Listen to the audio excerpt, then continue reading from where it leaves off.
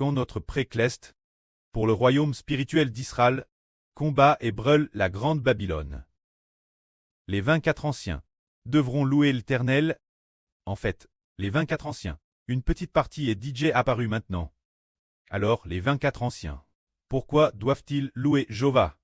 Parce que ces anciens, le précleste leur a don de l'honneur. Le royaume de Satan a été détruit, les 24 anciens deviennent parmi les anciens. Les anciens parmi les prêtres, pour guider les enfants clestes, servir Dieu avec joie. Lisons cela. Les 24 anciens et les 4 vivants se prosternent et adorant Dieu assis sur le trône en disant Amen. Louez l'Éternel.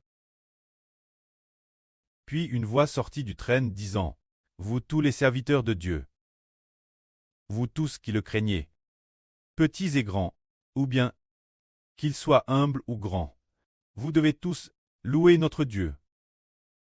Dans l'Apocalypse 2, durant ce processus de destruction de la grande Babylone, les 24 anciens, tous ceux qui appartiennent Dieu, doivent louer l'Éternel. C'est pourquoi.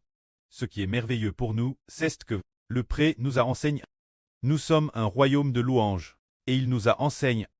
Chanter pour louer Dieu, parce que, comme nous le louons le pré, combattra pour nous, et nous donnera le royaume.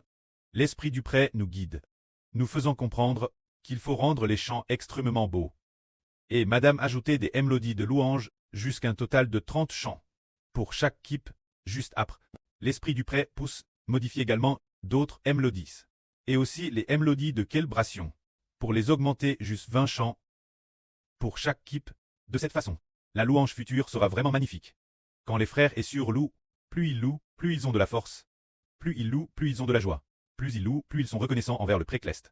Reconnaissants envers le Seigneur. Parce que, au départ, nous ne chantions pas Thérèse bien. Mais, maintenant nous constatons qu'un groupe d'enfants concentrés servir l'autel d'or. Leurs voix deviennent de plus en plus belles. Leur voix de plus en plus belle, la mélodie est de mieux en mieux. Ils chantent de plus en plus juste. De plus en plus juste. En fait, ce qui est merveilleux, c'est que pour notre chant, tant que nous saisissons la mélodie, saisissons la bonne mélodie, nous chantons de plus en plus magnifiquement. L'origine, le frère Hébert, concernant la mélodie de gloire, ne savait pas du tout la chanter. Mais plus tard, quand il a fallu modifier la mélodie de gloire, il y a réfléchi petit. Et force de chanter, il a fini par savoir la chanter. Avant le frère Hébert ne savait pas non plus chanter la mélodie de célébration. Mais maintenant, il semble avoir comment savoir le faire. Il a commencé à s'exercer hier, et il commence à maîtriser la mélodie de célébration. L'avenir, il chantera encore plus magnifiquement. S'il saisit l'essence de sa mélodie, et s'exerce encore, il faut offrir la plus belle mélodie, le chant le plus mélodieux, notre précleste et au Seigneur. Car, le pré et le Seigneur sont DJ en train de nous donner le royaume. Le pré et le Seigneur ont déjà fait alliance pour nous donner le royaume. En attendant que le moment vienne, déesse que le temps fixe par Dieu sera venu, nous obtiendrons le royaume, dans le processus où nous recevons le royaume donné par le pré.